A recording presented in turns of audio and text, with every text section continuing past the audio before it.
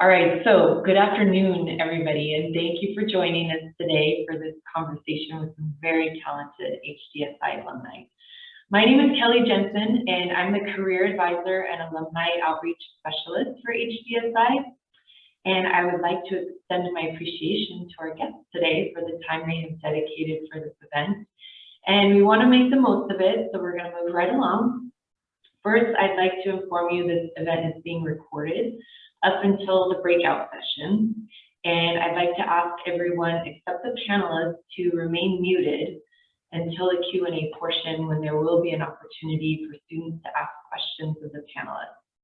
In a moment, I'll have our guests introduce themselves, and I'll facilitate some discussion questions, and those were based off of questions that were put into the registration. And we'll have about 15 minutes at the end to address your impromptu questions and those shared in the chat if they have not already been answered. From 4 to 4:15, maybe a little longer, there will be an opportunity for networking and breakout sessions for those who would like to stay for that. And so now, without further delay, let's meet our guests. Parker, why don't you start by sharing? Sure thing. So I'm Parker Addison. I graduated virtually with the class of 2021 last year. And now I'm doing data science work as a analyst, but on the consulting track for Deloitte Consulting. And that's based here in San Diego, so I'm staying local. Let's see what we do. A fun fact now. Fun fact is I have been playing musical instruments since I was 5, but did not know how to whistle and still don't quite know how to whistle, but I started learning 1 month ago. So now I'm learning how to whistle. I'll pass it on. I'll try. It's not quite there. Under pressure, but yeah, so that's me. Happy to be back here and talking to people on campus again. I'll pass it off to Huda next. Hi guys, I'm Huda Ahmed. I was actually part of the first graduating class, so class of 2020. I'm currently a data scientist at Stemonix. I've been there for almost 2 years, and I also did my master's right after I graduated. So I'm still located in San Diego as well, but I'll be moving to the Bay soon. So a fun fact is that I can speak 4 languages, but I can only read, but I can read 5. So yeah. Okay, I think I'm next. Everyone, I'm Nigel. I graduated from UCSD class of 2021 as well, the data science program. What were the questions? Yep, right now I work for Naval Information Warfare Center Pacific, doing data science work, kind of more on like the research side, I guess you'd call it. And that's here in San Diego as well. I guess a fun fact is I'd like to mountain bike. Those are my bikes in the background. Yeah. Hi, everyone. I am Advitya. I graduated from HDSI in 2021. I am currently a ML engineer at Microsoft in one of their R&D centers in Cambridge, Massachusetts, where I'm currently based. And fun fact about myself, I have been exploring hiking for the past couple of months, and I've actually been hiking every single weekend since the start of this year, especially. So and every time I hike, I always find new trails around the area that I go to. So I have almost never repeated a trail. There's way too many hiking trails here in the Boston area. And there are a lot more trails that I still have yet to explore. So pretty excited about doing that as well. And yeah, very excited to interact with HDSI students here today. And I pass it on to Devanshu. Hi everyone, I'm Devanshu. I also graduated class of 2021, and currently I'm a data engineer at Meta. Here I work in integrity, so my team tries to make sure that I guess we just try to measure how the public perceives Meta is doing in terms of bad stuff on Facebook and Instagram, just making sure that we know how people feel when they're using our platforms. And I'm currently based out of the San Francisco Bay Area, so I work pretty close to the headquarters for Meta in Menlo Park. And finally, a fun fact about me is that I can look at a flag, and for almost any flag, I can tell what country that flag is from. So that's a fun fact. Very impressive. Thank you all for sharing, and thanks again for being here. To get started on our discussion questions, I'd like to ask Nigel and Advitya how you landed in your current position.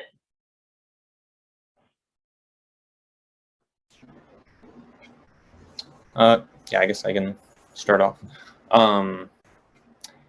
Yeah, so at the end of my sophomore year I started looking at like attending the like HDSI would host these networking events, usually with just like one company, and it would just be, they would just kind of talk about what their company does and what they're looking for, and then afterward you get to spend time talking to those people from there. So most of these didn't really lead to anything, but I went to the NIWC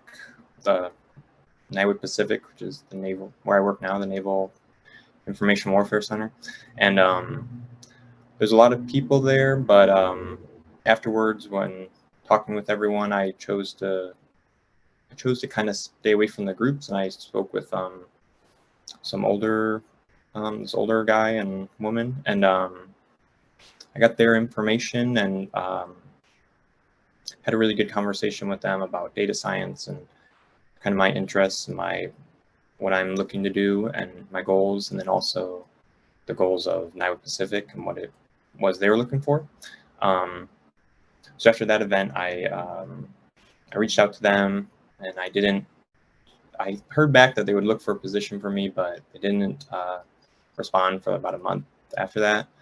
And I reached out again, and they told me that they'd like to bring me on, and I didn't have to do an interview or anything. So it was very strange, but it worked out, and I guess it's because the woman I spoke to who is actually my deputy division head now. So she's in charge of like 200 some odd people. So just kind of on her clout alone, I was able to get hired.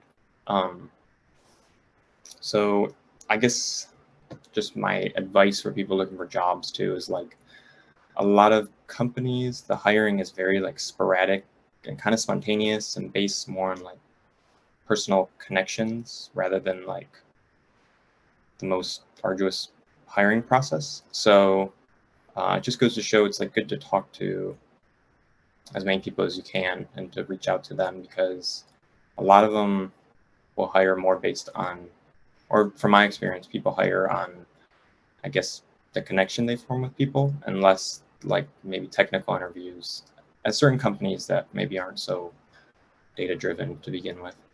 But yeah, so I got an internship there, and then after graduating, I transitioned to a full-time data scientist with NIWC Pacific. So yeah, that's about it for me. How lucky are you? You didn't even have to interview. Oh, yeah. I'll say that's very rare. Thank you for sharing that, Nigel. Advitya, you want to talk a little bit about your position? Sure. So the way I got my position was, I actually had been working in a research lab for 2.5 years at UCSD. And the professor that I worked with has very strong academic ties with a research lab at Microsoft. And when I came across the position that I'm currently in, I actually reached out to the head of that lab, and I introduced myself, just a code message, and I said that I have been working with this professor who he knows well, and I asked him if he could provide me a referral for the role that I was interested in. And he actually told me that he knows the hiring manager for the position that I that I was talking about, because his lab actually interfaces with that program. So he actually suggested that he can share my resume with the hiring manager of that position, and that will be even stronger than a referral, because if you can have an employee of a company kind of vouching for you to the person who is responsible for a particular position, that can really enhance your chances of landing an interview and getting your foot into the door, even more so than a referral, for example. So that's actually the one of the main reasons why I entered the interviewing process. And even for some of the other competing offers I had, whether it be a data scientist position at a large tech social media platform or an ML engineer position at an autonomous vehicle company, the way I also kind of got those positions was kind of attending as many events as possible and just interacting with people and building rapport and connecting with them on LinkedIn after I meet them, to make sure there is a communication channel open with them, so that whenever I'm interested in a particular position of a company, I can reach out to them and I can share my profile, share how I could be a good fit. And because I would have interacted with them earlier on, they would already know that by having access to the chat history. And that can kind of really help you in terms of broadening your network and also in terms of getting that foot into the door. So the two pieces of advice or recommendations I have is, first, attend as many events as possible, try to expand upon your network, connect to people on LinkedIn, including the panelists in this meeting, right, in this event right now. And the second one is, if you get an opportunity, definitely try to volunteer or work in a research lab at UCSD, not just because UCSD is an academic powerhouse, but also because the professors at UCSD are very credible and experts in their fields, and they can potentially get you access to opportunities which may not even be ordinarily available to undergraduates typically. And I'm talking about this both from firsthand experience and from some things that I've also faced in my experience. Fantastic advice. Thanks for sharing your story as well as your tips for students. I know that would be very helpful. And another question that has come up quite a bit that I think students will appreciate hearing from each of you, if you could each briefly tell us what were the most useful classes you took during your time at HDSI, or skills that you learned that you have applied in a professional role. Nigel, you want to start? Oh, okay. Yeah, I think the classes that were definitely the most helpful was, I think it was DSC 102, Systems of Scalable Analytics. I don't know if they still have that, but it was it's kind of about like a lot of the conceptual like understanding of I don't like different things like the cloud and like platform as a service and software as a service and kind of big data and how that all works. And I don't really use that stuff exactly, but it helps a lot to have a conceptual understanding of it, because a lot of people in the room don't usually have that understanding. So it's been really helpful. Along with that, my other one that was really helpful was Intro to Machine Learning, because there's a lot of people who are really interested in machine learning, especially at my company, but not that many people with like formal education or good like theoretical understandings of machine learning. So it's helpful to explain to my bosses what's possible and what's not possible.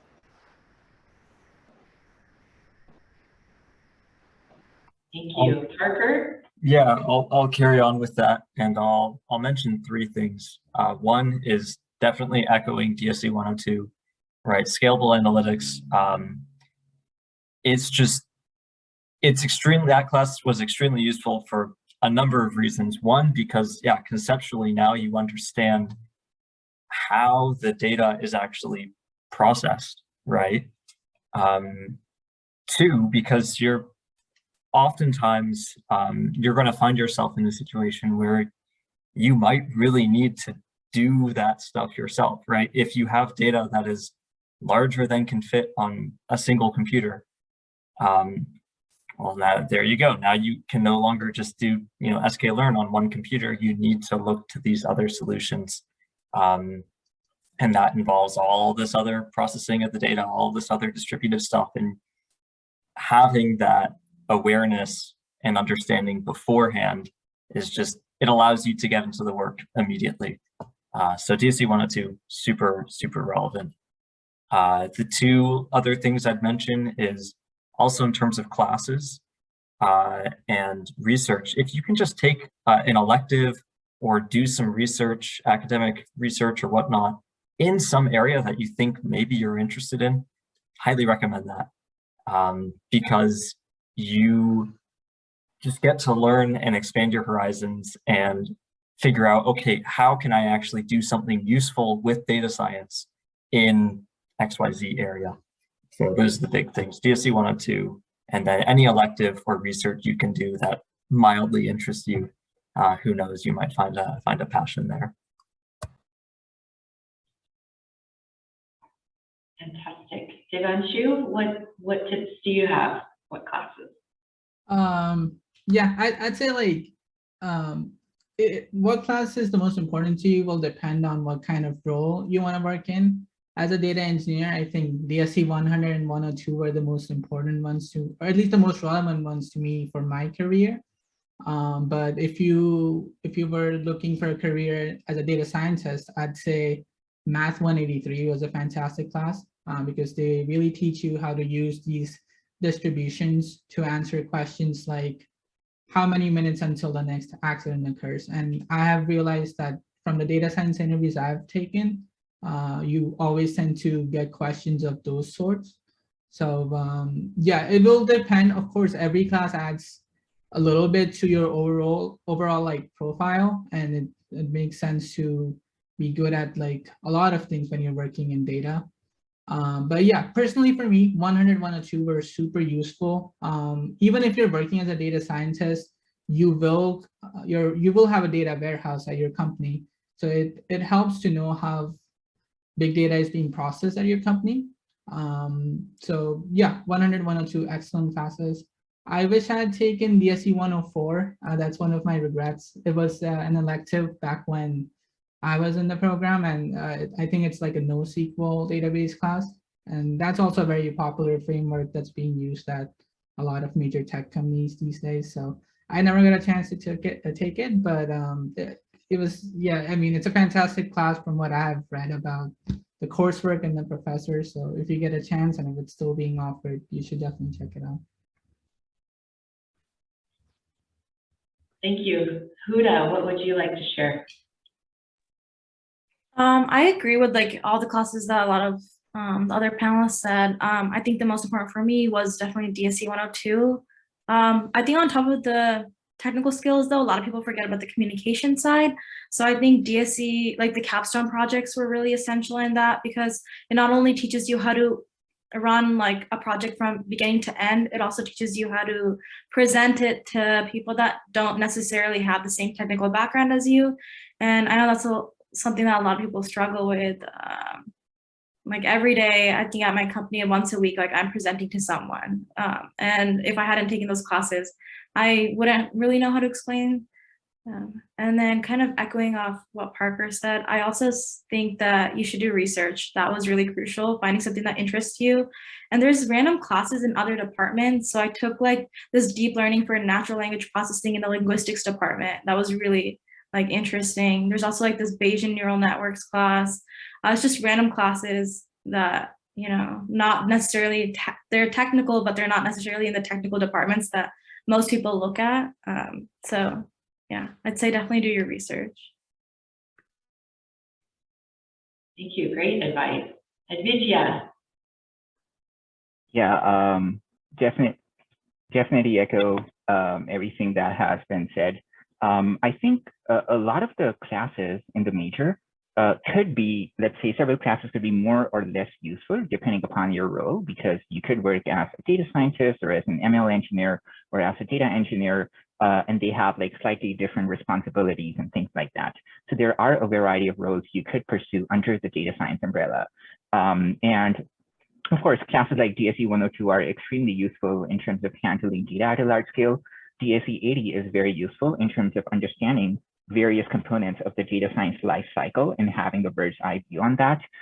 And I especially found a lot of the ML courses useful, both in the DSC department and in the CSE department as part of the major requirements, because that also provided me great background and context into machine learning, which I can also carry on in my nature of role right now. Yeah, like all of this is super useful, and even related to like interviews, as Devanshu stated, Math 183 is also a very useful course. So depending upon your interests, you can also take particular electives, and depending upon what you may want to do after your graduation, particular kinds of classes can be relatively more or less useful. And the major kind of provides a lot of flexibility there. So you can really kind of pick and choose there. Yeah.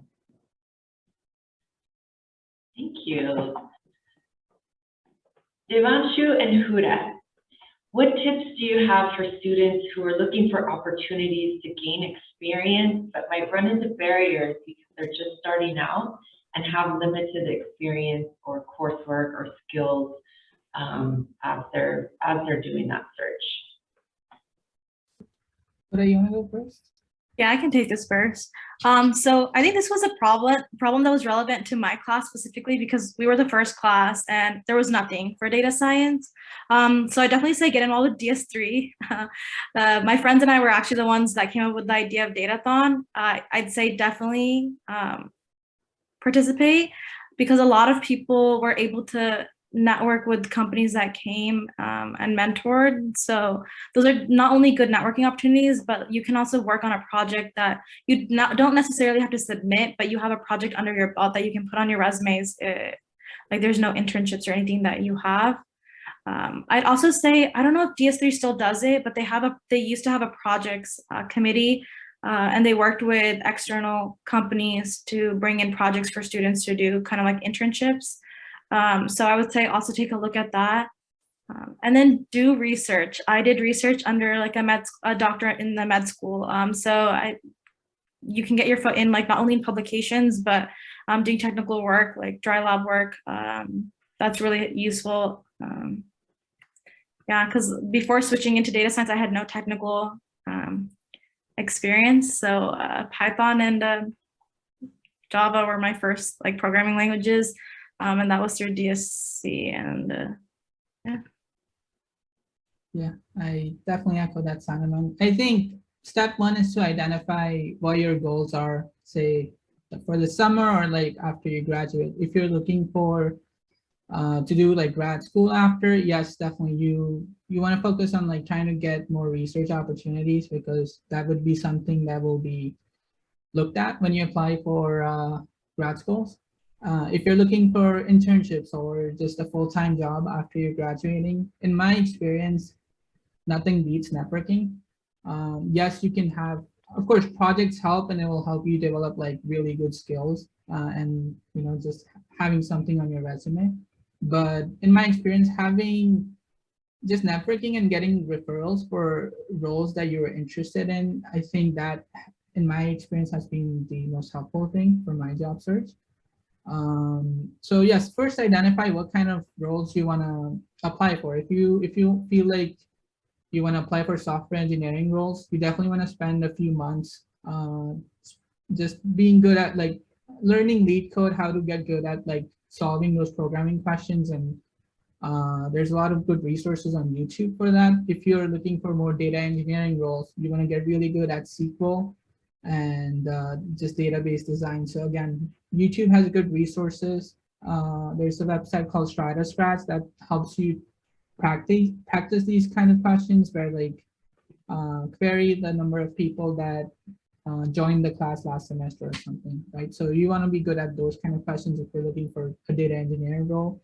And yeah, if you're looking for a more data scientist role, again, that's a different sort of that's a different skill set, right? So as I said, like more Math 183 style questions. So identify what kind of roles you want to apply for, and then work towards like how do I effectively interview for those roles. And at the same time, you constantly want to reach out to people in your network or on LinkedIn and ask them, hey, I'm interested in this role.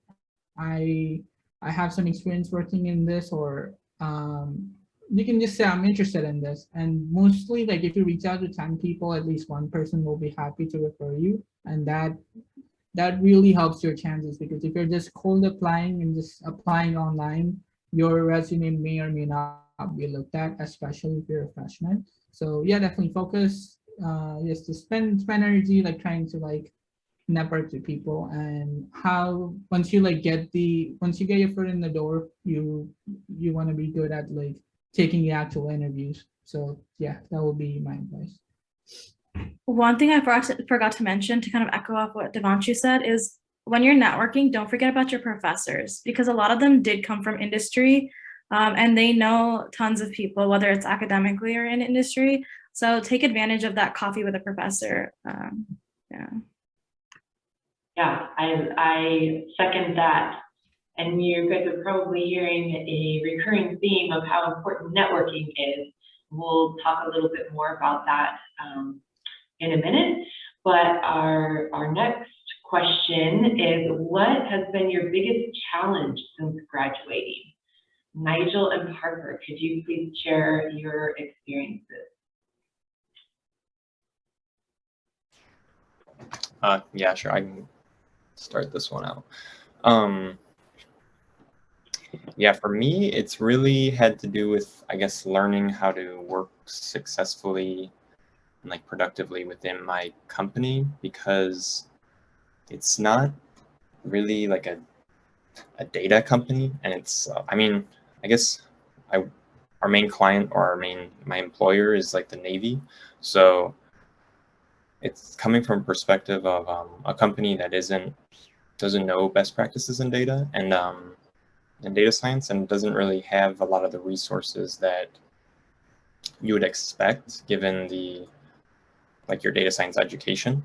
So a lot of my problems revolve around really simple things like, so I want to do something, but I think I need this data, and it's like, well, where is that data? Does it exist?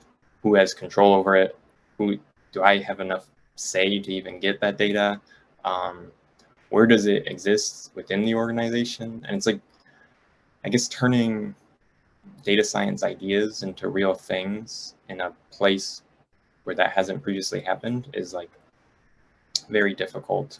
And the people in charge also they might not know a lot about data science, and I guess like the fundamentals and like the conceptual understandings of I guess how to put together like a data system or something that relies heavily on data.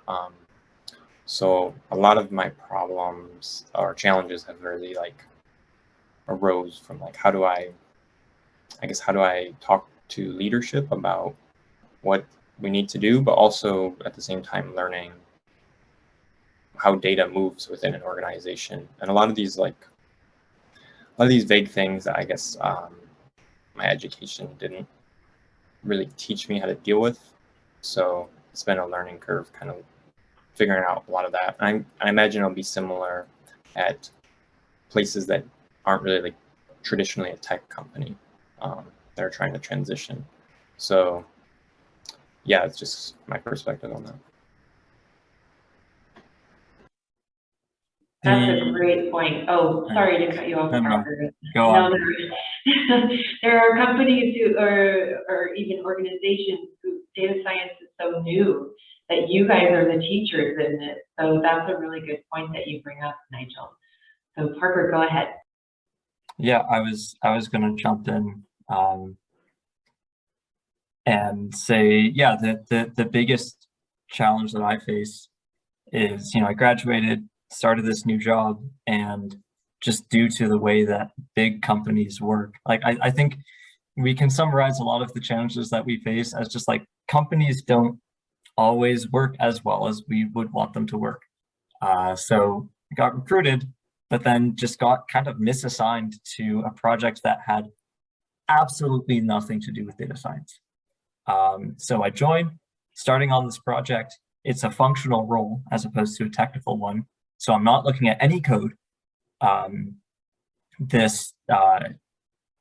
doing consulting, so we're working for a client. It's a government client, and it has nothing to do with data science or analytics or anything like that. And I absolutely hated it, honestly. I would do my work and I'd be like, this sucks, right? Why did you hire me if I'm not going to be doing the stuff that you hired me to do, right?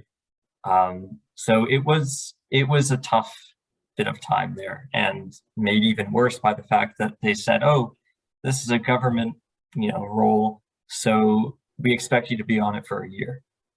I was like, geez, really? And I hate to keep bringing up networking. I swear we're going to get to that. That's our last question. But really, it took a bunch of months of networking and figuring out what the heck that is and how do I actually utilize networking effectively to try to climb out of that hole that I was in, right? To try to figure out, okay, I'm in this spot that I don't want to be in. How do I get exposure to the actual cool data science stuff that my company is doing? And how do I get pulled onto that stuff? So yeah, that was the biggest challenge there. Is like, here I am graduating, knowing all this data science stuff, and then they shove me into something that isn't data science. I'm like, oh gosh, I thought I had it set, but now I needed to really figure out in the firm, how do I now get kind of rehired onto another project in a sense. So like dealing with, I guess, internal mobility, just like Nigel said, you need to deal with how the companies actually work, right? Internal mobility is part of that. And if you're in a spot doing a job that you don't enjoy, but it exists at the company, figuring out how to get into that position that you prefer is definitely a challenge. Great example. And everybody's got challenges out there, and figuring out how to navigate that. I think those are both really helpful situations for students to gain an understanding of. So thanks for sharing that. Our next question, what advice do you have for students who are considering graduate school? And we're lucky to have someone on the panel who has gone through graduate school. So Huda, will ask you to speak first to this. Yeah, so I only recommend grad school if you actually know you want to do grad school. Don't do it because you have no other option. I always knew that I wanted to go to grad school. I just thought I'd be waiting a few years, but I did graduate in a pandemic and when people were getting laid off. So I knew what program that I wanted to apply for. So I'd say do your research, look on LinkedIn, like what title you want to see yourself in the future, to kind of see where you want to be, whether it's a master's or a PhD. Do you want more research focused? Is there someone you want to specifically work with? Those are all good things to know. Also talk to your professors. That was the biggest thing for me. I talked to Professor Frankel, Tiefenberg. Those are really good resources for me when I was applying because they did PhDs. And so, yeah, I don't know. Yeah, we had to take a GRE, so it's pretty like the SAT. But I don't know if there's more specific questions about actually applying or anything like that. I can always answer those. I know when I talk to students, their question is, well, do I need to go to grad school in order to get a job? Because that's what a lot of the job descriptions say. And so maybe Advitya, do you want to speak to that a little bit?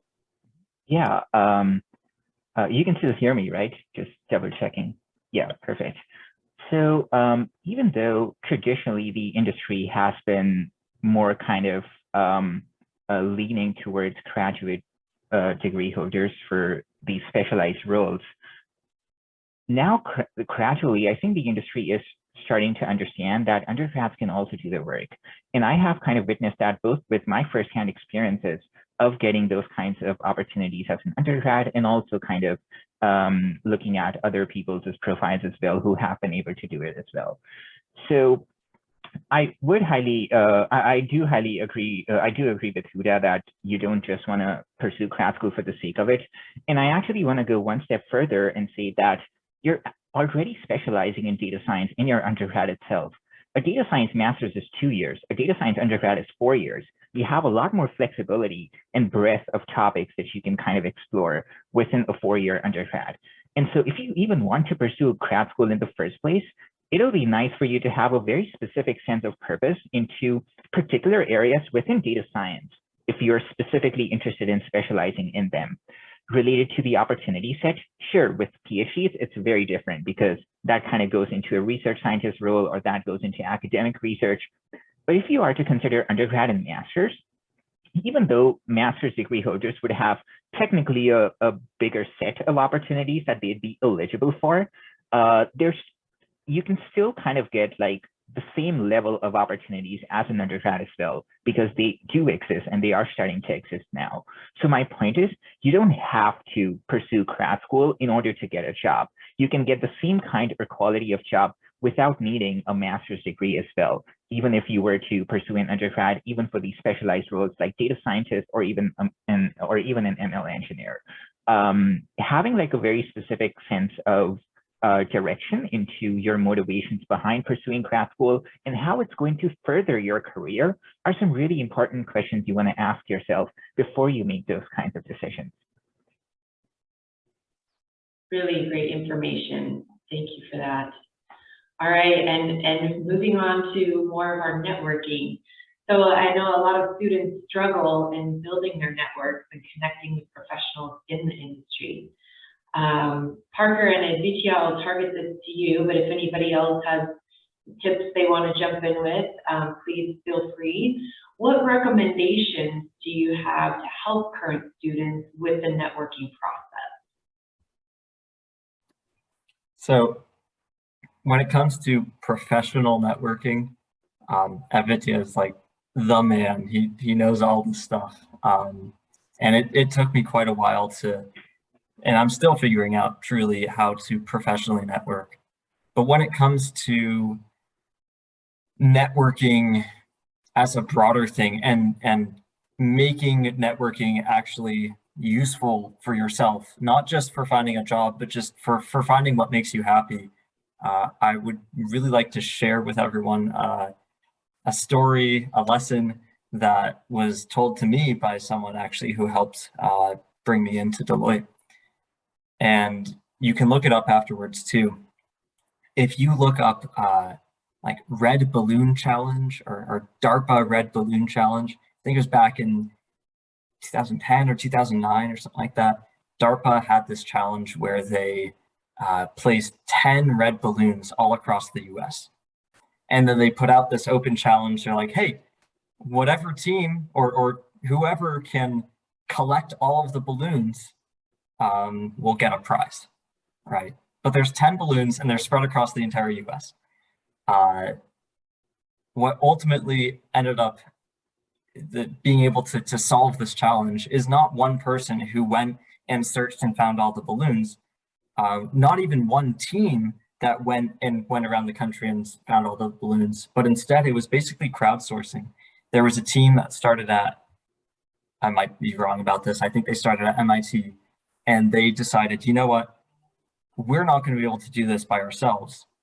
Let's go ahead and send out a message to everyone and just say, hey, like anyone that we come in contact with, if you know of someone, if you found a red balloon, come talk to us and we'll like split the prize or whatever. Or if you know someone who found the red balloon, you know, tell them to come to us and the three of us can split the prize. Or if you know someone who might know someone who maybe knows someone who knows where this red balloon is, come talk to us and all of us can split the prize, right?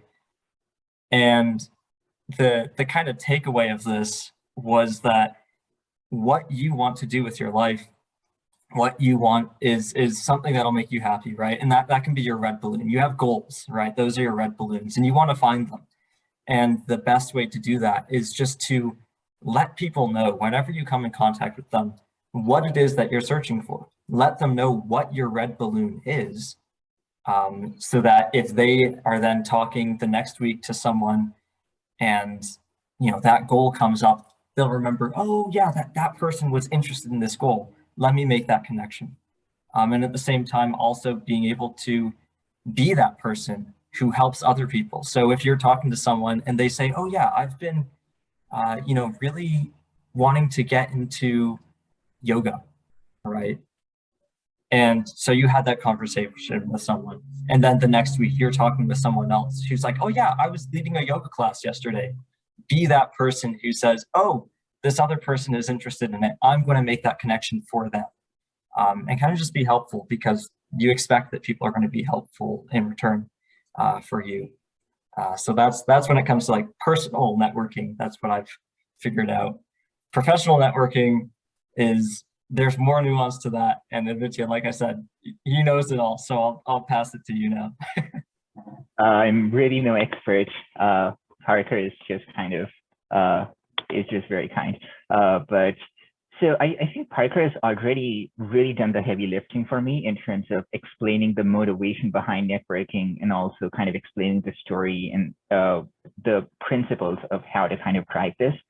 I want to talk just a little bit about the mechanics of how to do it, what kinds of tools you can use to do this at scale, and then more importantly, how you can weave Parker's advice into these tools in order to kind of like apply them and also kind of get results from them. So it's definitely a kind of a detailed topic. The broader idea here is that you want to kind of really keep your profile updated. You want to build a brand and credibility in terms of the kinds of experiences you've had. And then you want to utilize tools like Excel and LinkedIn, these kinds of tools, to not only keep track of job positions and use tools like Google and LinkedIn job alerts, but to also reach out to people who are in particular positions or particular companies that you're interested in. Reaching out to UCSD alumni is a great idea. Doing Boolean search on LinkedIn to get very tailored search results is a great idea. And reaching out to them and showcasing your interest and passion, scheduling informational calls with them is really one of the primary ways to go to show them that you can be the right fit for the role and that they should provide you a referral, because getting the referral really enhances your chances of landing an interview. And in terms of getting that referral or asking them about it or scheduling informationals, you really want to kind of apply Parker's advice the best you can, in the sense that you want to be really clear about what you want. You can even do this on LinkedIn. You can even do this in person in the career fair, just by saying that, hey, I think I'm a really great fit for the role because of these reasons. Your job seems to require this. I'm especially passionate about the role because of this. If it's okay with you, I would love the chance to interview, and I would love the chance to show why I am a right fit for the role. Being more direct about it and having that kind of confidence and having the credibility on your profile with your existing experiences and things can really kind of set you aside from the rest of the crowd. There are other mechanisms as well related to enhancing your search results if people happen to look you up, and building a brand that way. I actually gave a really detailed kind of 2-hour talk along with another alumni, Kaushik, to DSE 30 and 80 students back in senior year on how to actually do this at scale. And I'll link the talk in the slides for you by the end of the call, so that you can also refer to some of those mechanisms and tactics. And of course, I'm happy to answer more specific questions. I'm going to add something also into it. Networking is really important, but also it can happen anywhere. I've had some of the most random offers from like an Uber ride or like a baseball game. You never know who you're with. Just be nice to everybody and interact with people if they're trying to interact with you. So I think that's the biggest takeaway. Just like be open to meeting people, because you never know where the opportunity will take you. That is so true. Thank you for adding that bit of advice in there. All of that was excellent tips, and I hope students all appreciate that. That actually concludes our discussion question. And so now I'm going to turn it over to Ayush Moore, the current president of DS3, to facilitate our Q&A portion with students. Feel free to raise your hand or put your question in the chat along with any specific person you may be directing your question to. Ayush, please feel free to briefly introduce yourself as we get started with the Q&A. Cool. Thank you very much. Hey there, guys. My name's Ayush. I'm the current president for DS3, and I'm currently I graduated last quarter, so I guess I'm also considered an alum now. But I'm also very honored to be on this panel. I know all of these people have done a very great job explaining just advice on how we can work in the data science field and things that we should be looking out for. So if there's any questions, I'm happy to like ask them to our panelists. If you could put it in the chat.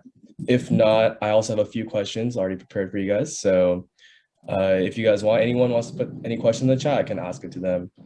I guess for me, I have a few questions for everyone here. So most of you guys, or I guess most of everyone here has gone into industry to work in that jobs. What did you find most surprising about industry that you weren't expecting?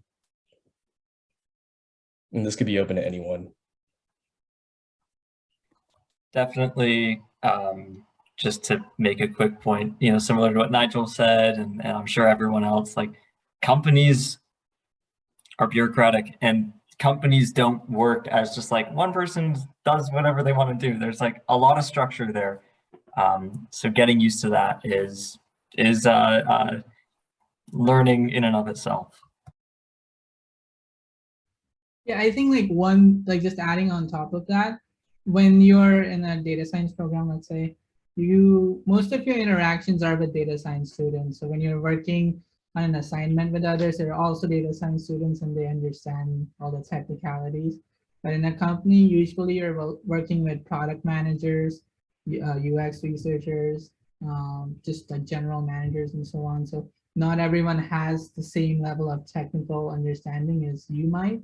So being able to communicate what like variance being greater than 2 means in business terms is very important in the real world, but you don't really get a chance to do that sometimes in school. So yeah. Yeah, two things in my case. First, the introduction of business context into projects really kind of adds in a lot of constraints around your project related to a model not just needing to be accurate, for example, but also needing to be, let's say, low latency in your code, which needs to be scalable and things like that. So there's a lot of like real world constraints that are kind of introduced by working in the industry, especially at the scale of that I have also been exposed to. So that's one thing where you're kind of like transitioning from a controlled environment of university to like a very free-form environment in the industry. The second part is, and this is probably just me personally, I'm not sure about others, but working in the industry made me realize, or is starting to make me realize, the sheer extent of things I simply don't know about. I have interacted with so many people who have been in this industry longer than I've been on this planet, and the kind of expertise that they have surrounding these concepts. There are so many, say, people who were pioneers of particular fields that I may be learning about in university or even on my job, that it just is a very humbling feeling in terms of realizing the sheer amount of knowledge you simply don't have, and really trying to have like a growth mindset in terms of like gradually learning those concepts, taking your time, and also kind of interacting and learning with other more experienced people. Yeah, one thing I've learned is like networking doesn't just end once you get a job. You still network every day. So be open to it, whether it's learning concepts or just meeting different people. And don't forget to ask questions, because a lot of the times projects can be ambiguous. They just want to see how you're going to navigate what you're working on. Yeah, lastly, I would add, it's like, don't be surprised if you don't end up doing data science type work right away, because you kind of have to like navigate, like Parker was saying, you kind of have to navigate to like where the data science work is. And it takes a little bit, like I'm still working on it, and it takes a while to find the people within a company who's actually doing the things you want to do. So it's not, yeah, it doesn't end when you get a job, I guess. Cool. Thank you very much. That's all very insightful and good to keep in mind. Another question I had was, so in this class or in this panelist, you guys were some of the first data science undergraduates, and not from UCSD, but also within the nation itself, as data science isn't a popular undergraduate degree.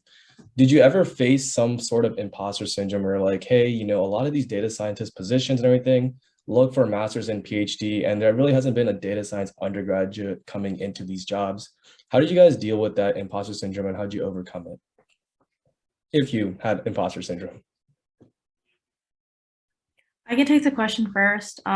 So I actually got my job before starting my master's program. I work with PhDs on a daily basis because I'm in R&D. Imposter syndrome is normal. Just be confident, fake it till you make it. That's the biggest piece of advice I can give you. Act like you know what you're talking about. I don't know. That's it. Fake it till you make it.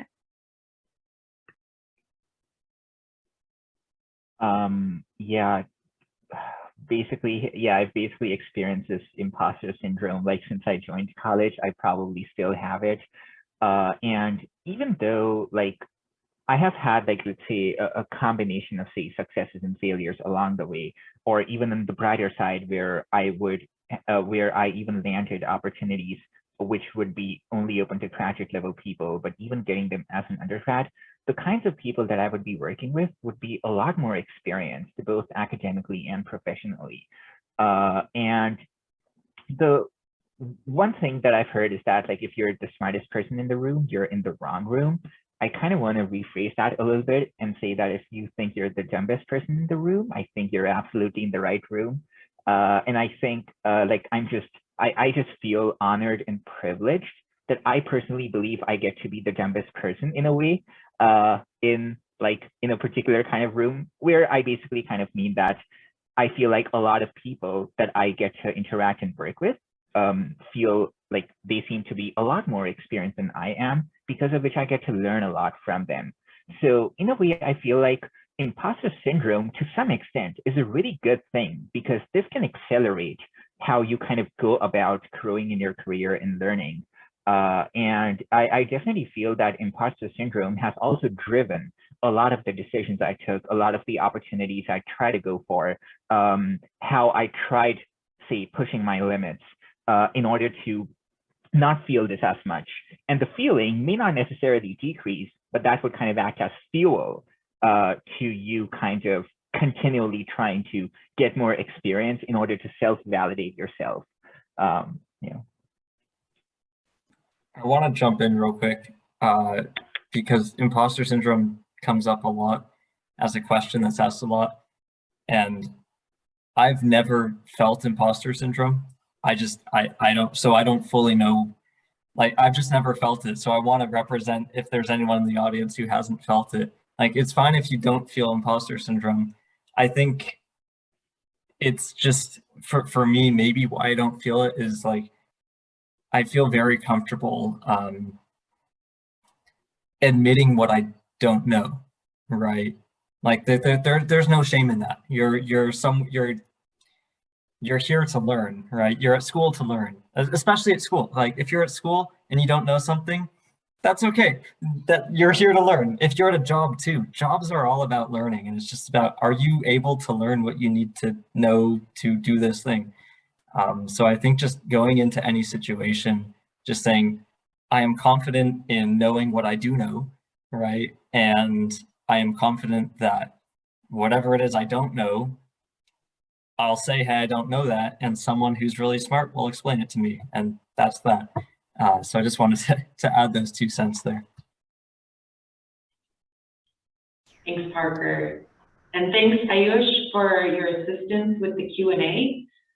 And a huge thank you to our panelists for all of the great information and insights they've shared with us today. It is now time for the networking portion of our event, where you'll have the opportunity to meet in smaller groups for informal chat time. Each panelist will have their own breakout room, and students are free to self-select and move from room to room as they wish. We have this scheduled until 4:15, but depending on the panelists, if people want to stay longer, we'll keep the rooms open until 4:30. I'd like to thank all the students who participated today, and we really hope you enjoyed the event. So now we'll open up the breakout room.